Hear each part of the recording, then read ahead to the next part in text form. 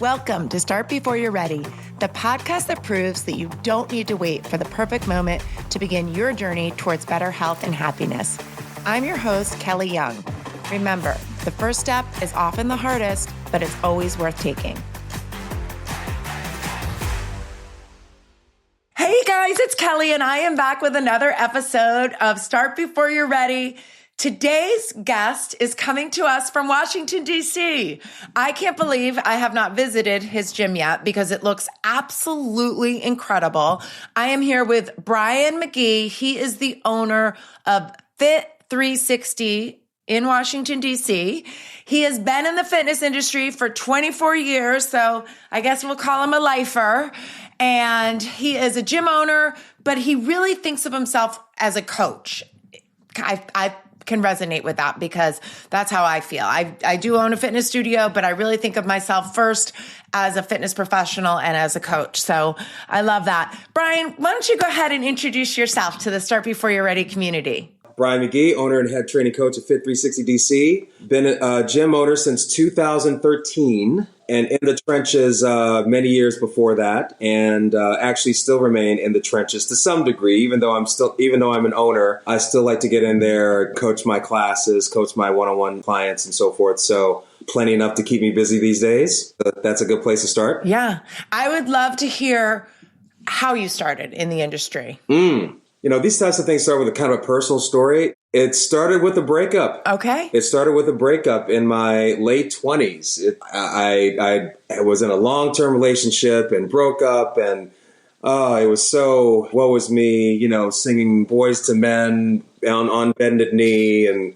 everything was, you know, awful. But I found myself in a position where I was so distraught that I actually lost quite a bit of weight, a fast period of a few months. And then once I did that, I kind of looked back and thought, well, I actually wanted to lose this weight. Why don't I do something with it? And I sure enough did. And so I was in my late 20s. I wanted to be more physically active. And I was inspired by some trainers that I knew around that were in my proximity. And so I began working out, and in your late 20s, it really doesn't take much. If you're a guy and if all you are is consistent and driven, then it's a circumstance within a matter of months you're going to see results. And then once you see results, well, you like this aesthetic aspect of yourself. All of a sudden, you're fitting in your clothes better, walking more confidently, to the point where that same ex-girlfriend happened to see me in the gym, and all of a sudden that was my motivation. Like, she saw me months later in my sort of reformation stage, and that was like the motivation to keep going at the time. Going further than that, I became more motivated by my grandfather. My grandfather was someone that was always active. Had us playing tennis when we were kids. He played tennis himself. He played sports. He was always at the gym. He took us to the gym in my youth, before I really got into fitness on a regular basis on my own. When he went to vacation, when he went to Atlantic City, he made sure he took his bike so he could keep riding and working out and staying motivated.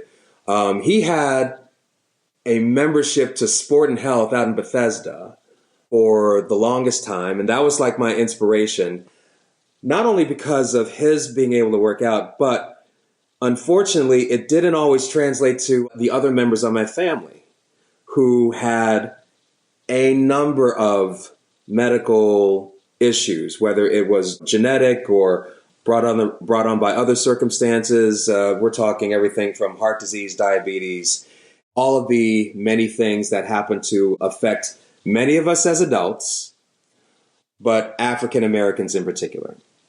And so when I saw all this in my family from members of my family who didn't remain active, and I saw the example of my grandfather who was active, that became the inspiration that took over the aesthetic point of view.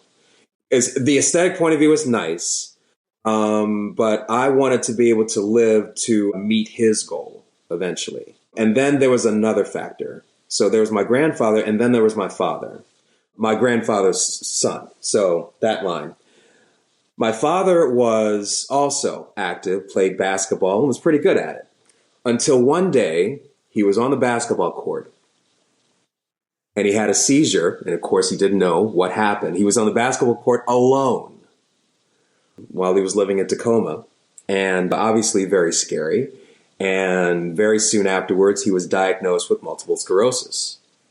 And pretty much just like that, his basketball days were over. And this was when he was 46.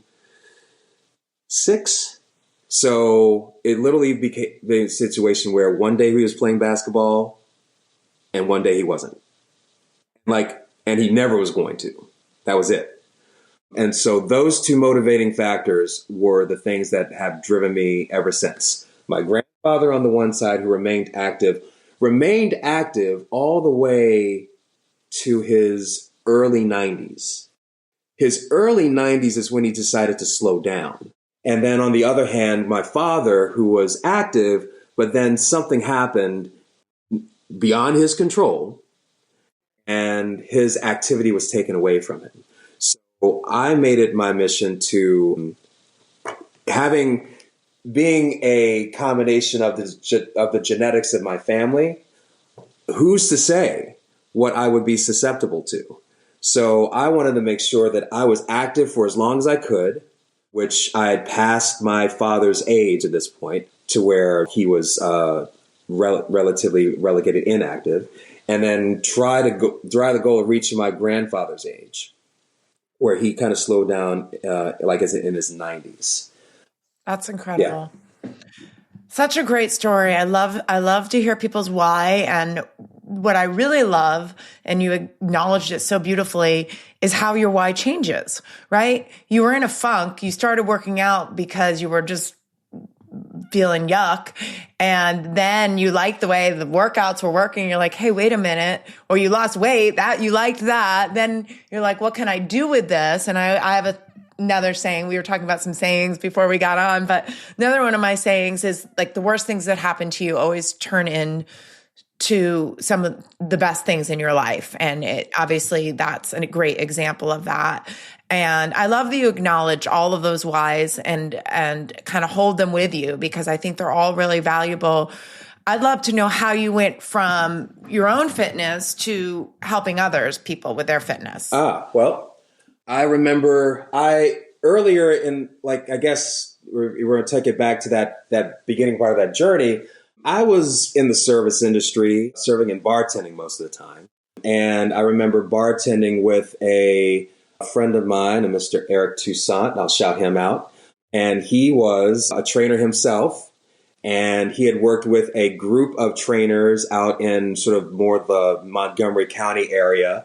And they were working with athletes and general population. And it all sounded very fascinating to me. So as I was going on my personal journey myself, he was doing it professionally. And so that became much more interesting to me. And obviously, at the time, bartending was fun, decent money, and that type of thing. But at a certain point, I actually dropped out of that and got into the more professional world. I was working at Fannie Mae for a few years, and I was doing some work with them. And that was my khaki pants and shirt and tie era. I mean, it was stability.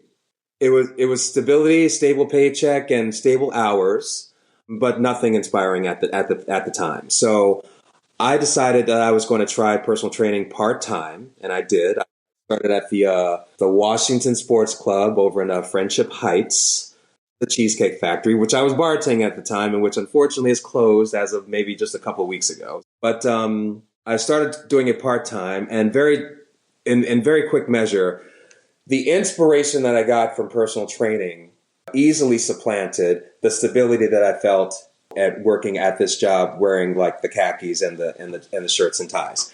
And again, if you're inspired by the work that you're doing in that realm, then I would obviously encourage you to keep that inspiration going. But the work that I was doing at that particular time wasn't inspiring. And so I saw that he was doing it. I saw that he was doing it for a living. And then I made the jump to try to do it full time. That was scary. Definitely some ramen noodle days and months. And for a good portion of that time, I was actually having my foot in both worlds. One in the service industry and one in the training industry. But there was one thing that changed all of that. And can you guess? Another girl. No. Someone you and I have in common. TD.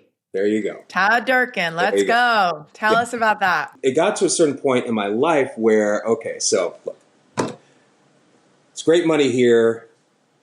It can be good money here in the fitness world, but I don't know how that's going to work. And then I also said at a certain point, I'm either going to own a bar or own a gym. And it was important for me to have that ownership because I felt as if I wanted to have more control of my destiny.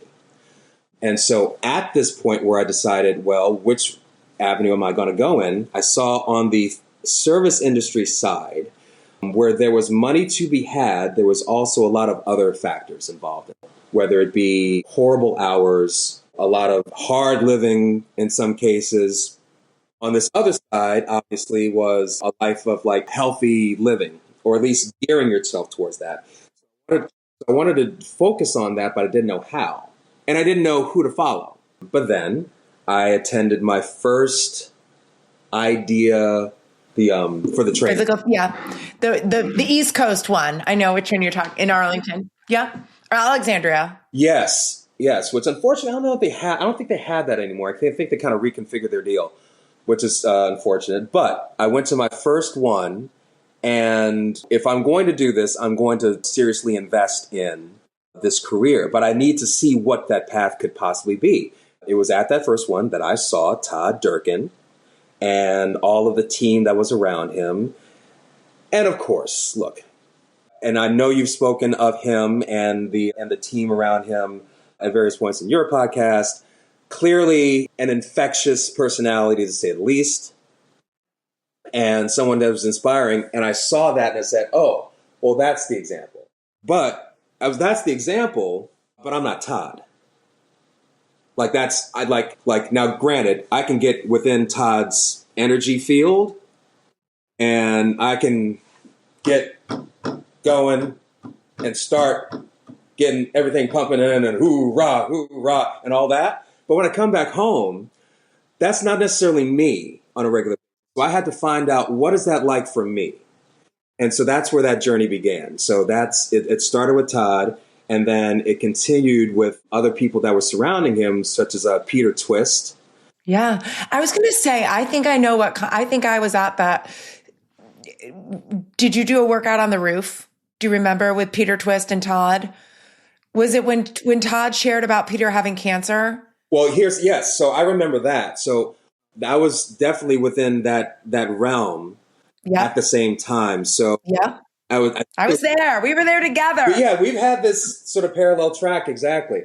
So I remember meeting Todd, and then relatively soon after that, within the next year or so, Todd had a connection with Under Armour. Uh-huh. He had a connection with Under Armour, and that connection was part of this larger Combine 360. So Combine 360, that looks interesting. I want to see what it's all about. So it was Todd, it was Peter Twist, and Brian Griffin, and some other people around it. And so I remember going down in Sarasota where they were convening an IMG Academy. And of course, you go to IMG Academy, and it's a wonderland of athletic training, and it just opens up your mind to all these different possibilities. And so you get excited, you absorb all this in, you want to bring it back home to your people. And that sort of led me on to doing this on a greater scale, more so than just my one-on-one clients. I wanted to do more groups. I wanted to sort of create a business out of this. That's what really started me creating a business out of it, more so than just personal training one-on-one. And so that's really the genesis of where I am right now. Incredible. I love that so much. It makes a lot of sense, actually. So I just know what it takes to open a brick and mortar and run a brick and mortar. How did you do all that as a trainer? I mean, how did you make that happen, Brian? That's a lot. That's a big jump. Part of it just happens to be, there's a lot of timing involved. Yeah. And let's see, I was doing this, I want to say around 2010.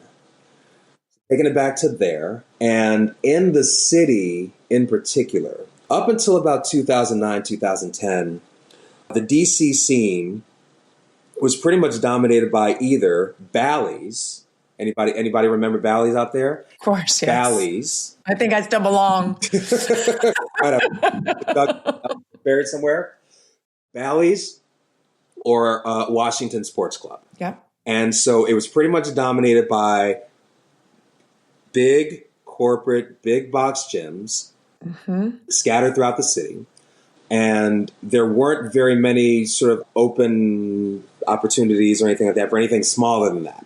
That wasn't really a thing at that time. But I just so at the time that I meet Todd, at the time that I go to Sarasota, at the time that I go to IMG, and about the time I come back home, there was a studio that opened up in the Adams Morgan area, DC, that had functional training classes. It gave me the exposure and the opportunity to be able to develop these new skills that I was bringing back home from all this different exposure and training.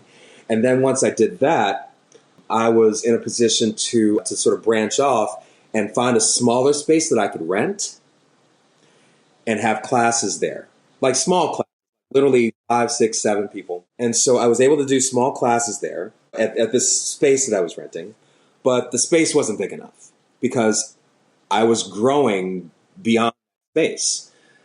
And it was also a weird time of like Facebook became a thing at that point. Well, it had already been a thing, but as far as a way to like expand your reach and grow your exposure.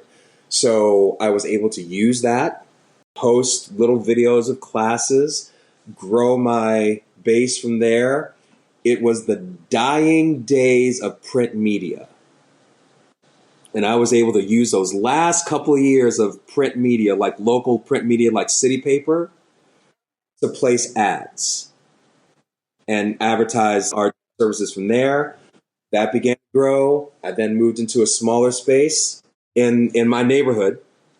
And I figured, oh, well, great. So I found a space that at the time was a Curves. So awesome. That was not doing very well. I was able to sort of bring my group classes into that space and build out for a couple of months. And it only took a couple of months to realize that was horrible. So that didn't end up being your space. You didn't end up getting that space. But we did get that space and we were there. Okay. I was going to say, because that makes the timing, that would make a lot of sense. And Curves was going under and you had a better model to put into a space that was probably well fitted. I mean, Curves they were the best franchise of all time. I mean, they killed it. It just, the model died. So super interesting. Okay. Especially in DC. It just, that particular model in DC for the fitness enthusiasts in this area, because there's a lot of them, it just wasn't a good fit. So I moved into the space, but the space wasn't good enough for what we wanted to do. It was the basement level condo building. And so it was concrete floors and razor thin carpets. And so I took out all the Curves machines, the hydraulic sort of, I took all of those out, put in some very rudimentary, had some T-Rex hanging from the wall and some other stuff.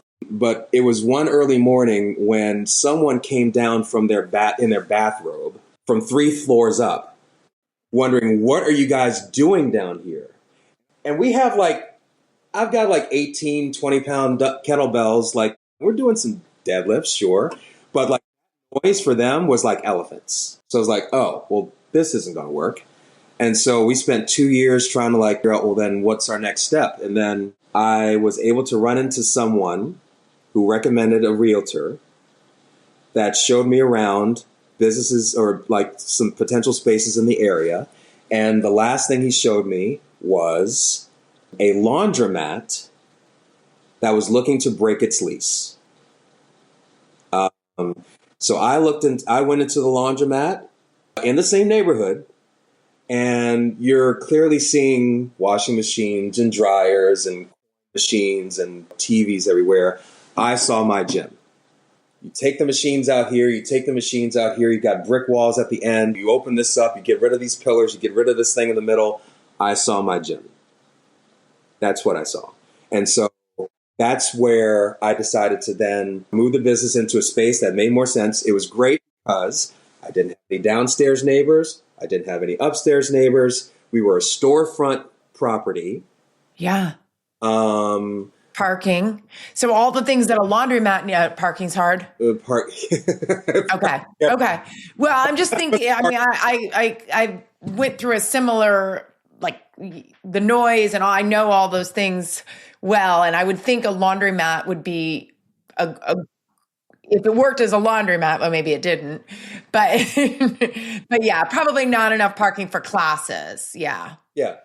So we moved in there, and it was very scary. It was very scary because the thing is, I had a decent group, and I think at that time I'd been able to structure based on, I'd been through a couple of Todd's retreats and got a lot of his notes, which is obviously the other part of how I got the business sense of how to.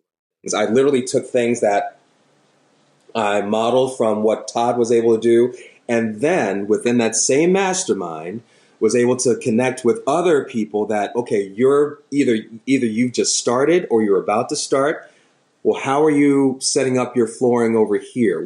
How are you moving your stuff over here? And then I was able to kind of make it make sense. So I took Fitness Quest 10, and I took the idea of Todd having open classes in one area, and just on the other side, you had personal training sessions and regular open gym activity going on all in the same space. So it's like, well, that could work. And then I added the element of 24/7 accessibility. You did that recently because I was at a conference when you were talking about doing that. When did you do that? No. That's actually been okay. My model since day one. Maybe I'm mixing you up with somebody then. So that's actually been my model since day one. So I added all those elements together, and so I had the basic elements of a structure of a business. I started with mind, body, and set up various levels of marketing to bring more people in, connected with ClassPass at the time, which RIP ClassPass, I get it. I remember, I saw your announcement. But RIP, baby, RIP. I appreciate that. Wait, are you still using it? Yeah, it's kind of a thing where you have to in DC. You're in a different market. It pays, like the revenue from ClassPass for us, it pays for all that Pepco. That's great. That's fantastic. If they treated me better, I would have stayed with them too, Brian. It was a very hard decision, but where I live, it's really people don't use it the way they should. It's not. And I totally understand that. I understand the city, just so you know. Like if I was in a city, I would use it, and I'm going to miss the revenue wasn't much, but it was something. No. You know what I mean? You're going to miss any revenue. You want to look, there was somebody that came in the other day and wanted to just that's why we have little single day pass, single week pass, because I'll take your $22.50. Yeah, sure. Because again, those utilities for a 24-hour facility add up. And so, so it is what it is. 100%. I had the business structure. It was still very scary because, well, I've got to fill this 2,500 square foot space. Mm.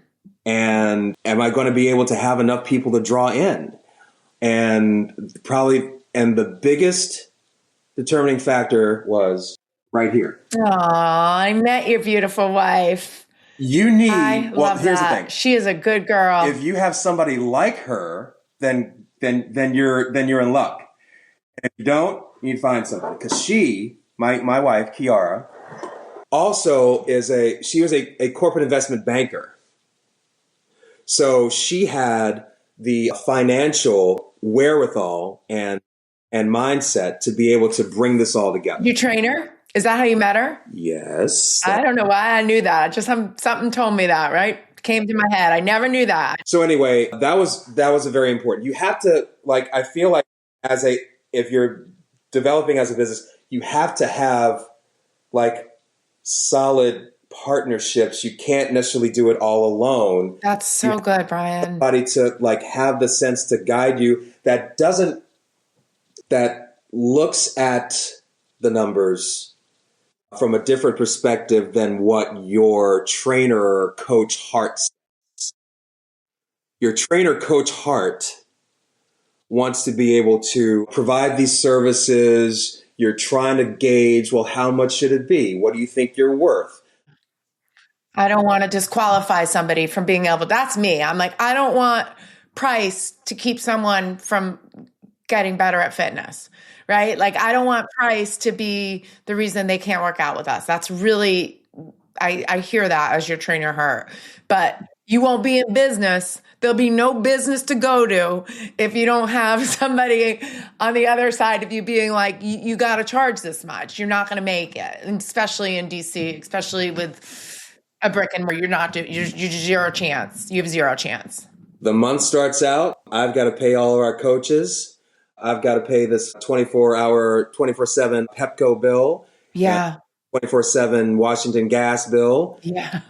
And then we pay our rent, and then we start all over. Yeah.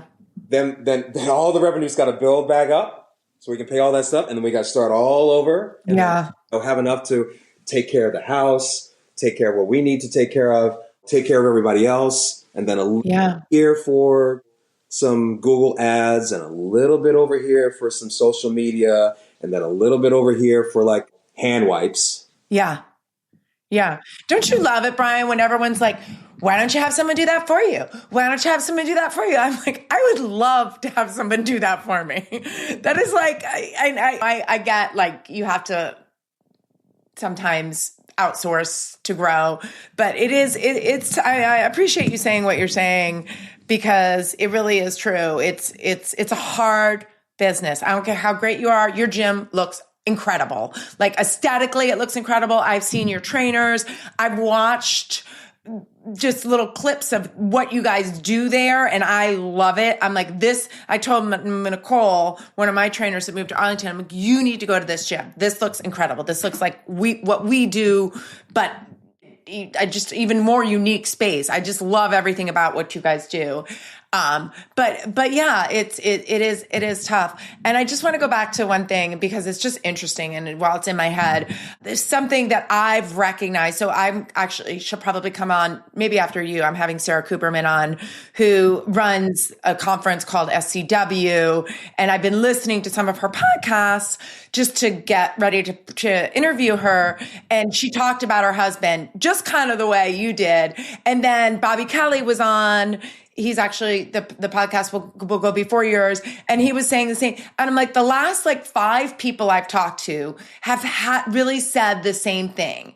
You can't do this without somebody to be your support, because you're a one-man show, in some ways. I know you have staff, and I did like a whole spiff in my head yesterday about owner operator, because I was talking to my brother who's a businessman, and I was maybe complaining a little bit, and he's like, Kelly, that's the model. You're always going to be an owner operator. I'm like, operator. And I'm like, I do it. It's a tough model. And I think people appreciate it. I really do. I think people appreciate it.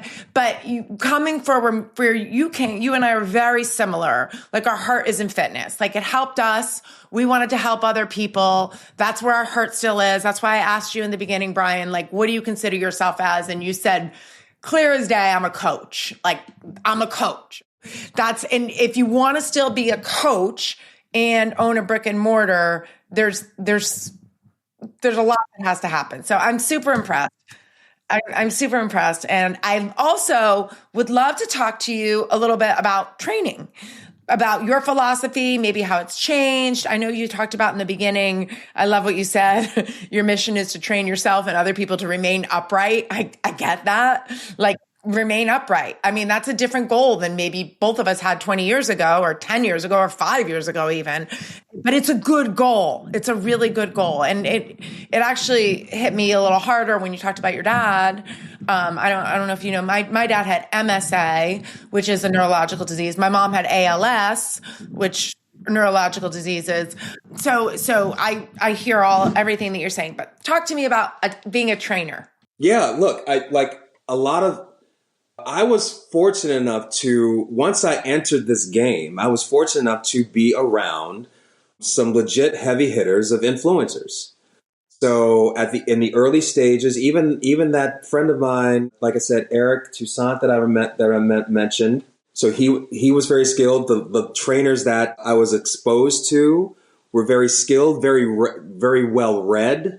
They kept up with articles, and we're talking about going back to the mid aughts, so 2005, 6, and you think about where fitness may have been then versus now, and how much has changed, and you make your effort to absorb all of those things. So where I come from training, it's like, I'm sorry, I'm just going to say it, but I feel like I'm Bruce Wayne. You know how Bruce Wayne is? So, or if you don't, I mean, just general comic book folklore, like he studied the criminal mind, and he went through all these places throughout the world to study various levels of fighting, combat, martial arts. He's fluent in like 100+ different types of fighting.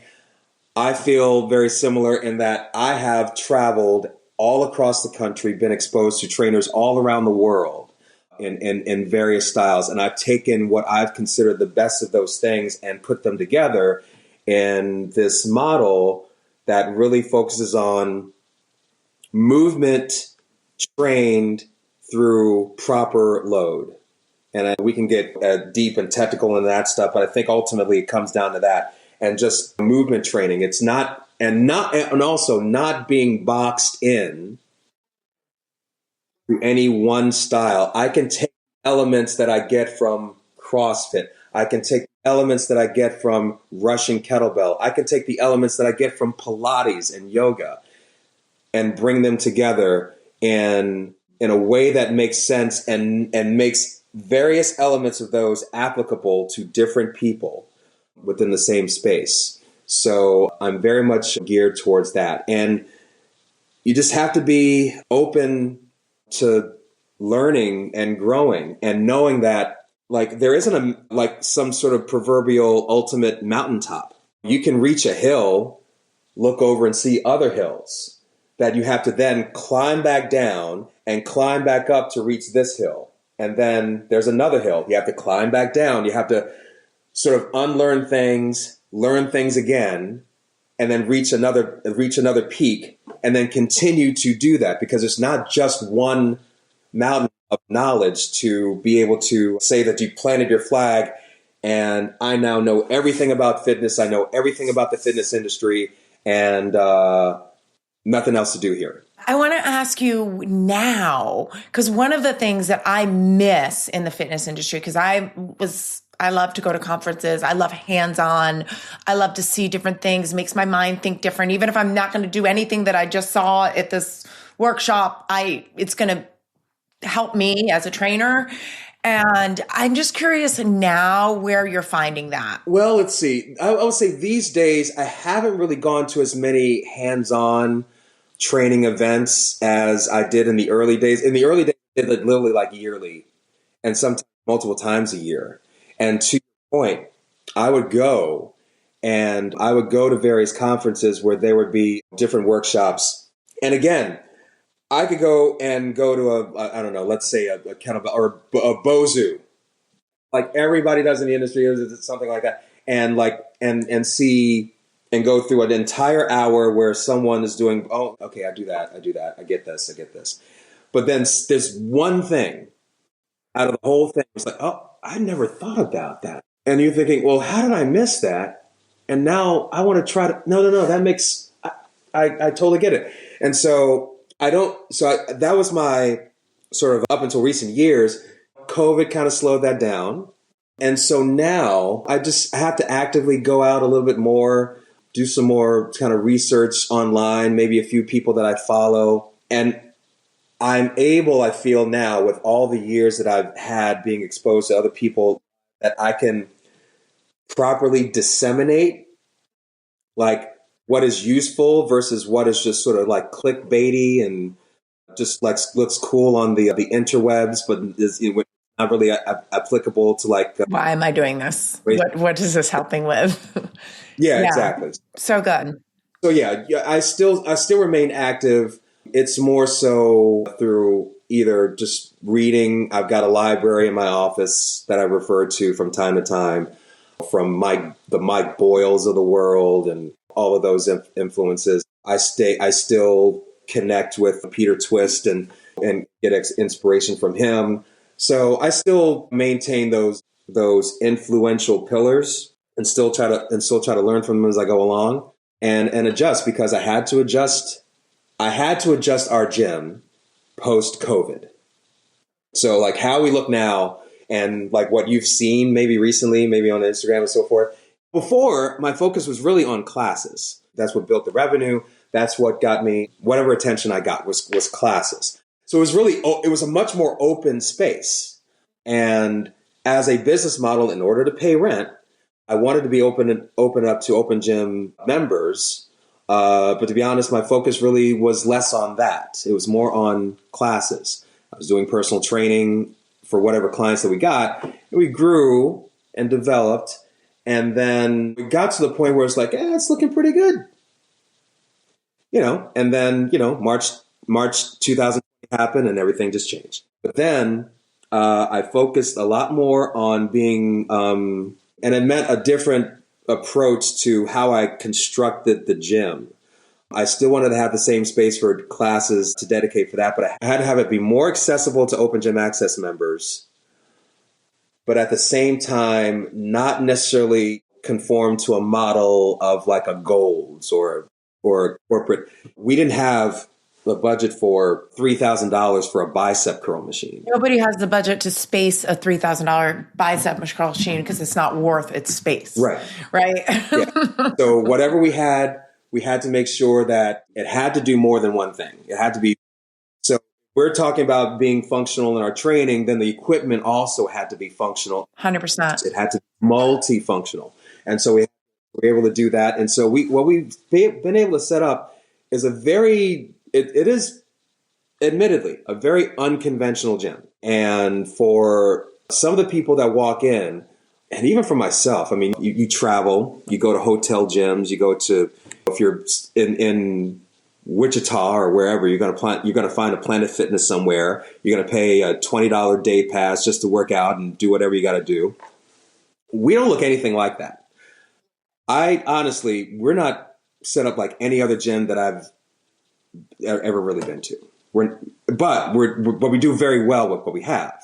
We do very well with what we have. A lot of it is based on a trainer point of view. Yeah. It's what would a trainer want to put together? Many corporate gyms sort of come from a mindset of like putting the simplest sort of rudimentary elements around in a circuit so that you can go from adduction to abduction, you can go to leg curl, leg extension, and blah, blah, blah. So we're not really like that because we have to be a little bit more efficient with our space, but we want to just meet people at a higher level. And a higher level involves a little bit more engagement on our part as coaches. Like, I want people to be engaged. So it doesn't have to be super hard, but at the same time, it has to like challenge you in some level, different from direct the gym in as far as like being able to grow in this era right now. Yeah. I think that's great. I love that. And authenticity is definitely part of your brand. And I think it has served you very well.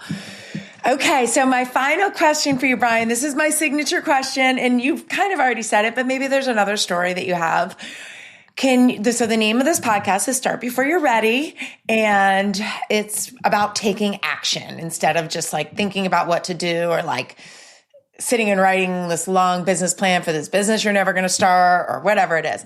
Can you think of a time in your life where you've started before you're ready? Well, yes, I think I kind of yeah, absolutely. When I think about when we first started, I was renting like just space every couple of, like for like a month for like a couple of hours. If you asked me in 2011, if I was ready to, in 2013, take over an entire space and an entire rent and have no, I wasn't. No, I wasn't in a position to do that. I wasn't thinking about doing that. I'll tell you this. Here's where it is. Here's what happens. Let's start before you're ready. I was renting this curve space for just a couple of months by that time. And the woman that I was renting from was in a situation where she was going to close. Like, she wasn't able to pay the rent with what she had already had for whatever she had, and she was about to close. That was in late July of 2013. In late July of 2013, I came in, she was saying, we're about to close. And all of a sudden, I just like needle on the record scratch, like, whoa, wait. And so that was late July 2013. In August, just a couple weeks later, I sat down with her and the landlords to try to negotiate a temporary deal where we could stay open if I was able to provide the majority, if not all, the rent, and try to bring some of my business over to that space and do it. In August. In September, I came up with the name Fit360 DC because I had just come off a Combine 360. I like 360 as a concept. And so I came up with Fit360 DC in September. We opened in October. I went from late July to August trying to figure out what to do, to September coming up with the name, getting signed up with MindBody, coming up with the structure, putting ads, and then we opened in October. And all of this in a matter of barely, not even 3 months. So, and I wasn't ready then, but I literally took everything on my back. But you were helping someone else too, I feel like, and that maybe motivated. I feel like maybe it was. I mean, that was part of it, 10%, but it was part of it. But yeah, ultimately, it's like there's a destiny here that I don't know exactly how that's going to come out. But if I need to act now. I don't need to wait for some sort of perfect situation. I need to act now. And that's what drove literally. If you didn't take that action, then before I walked into the gym and she had that conversation with me that she was about to close, I was not planning to open a gym. No. And then 2.5 months later, I opened up. And 2.5 months later, I opened up. That's really crazy, Brian. And if I could add one more thing, probably the thing that's inspired me the most out of anything, my 91-year-old grandfather at the time was home with my 87 or 86-year-old grandmother who was lying in bed. She was not feeling well. My grandfather was in the bathroom and he heard a thump on the floor and my grandmother fell onto the floor. My 91-year-old grandfather comes over, has the strength to pick her up, help put her back on the bed until the ambulance could come through. You don't know the strength you need until you need it. All the training that he ever did in his life was for an instance like that. You don't know when you need it. And so it's very important for me to be able to give that to the people that are willing to take that in. That's so good, Brian. Wow. First of all, I can't believe you've never been on a podcast before. And you are an incredible speaker and incredibly inspirational. Your story is phenomenal. I love every bit of it. I love the connections that you make. And I love how you tied it all back to your grandfather in the end. It's just really beautiful and brilliant. There's no coincidence that you are successful as you are, Brian, because you've put in a lot of work and you've also been willing to take some risks that a lot of people wouldn't have been able able to take. I know any gym owner that survived the pandemic, especially in this area where our overhead is so high. I'm not as high as you, but I have an idea of what yours is. It's just you're a badass and you're awesome. And I have to say one more thing.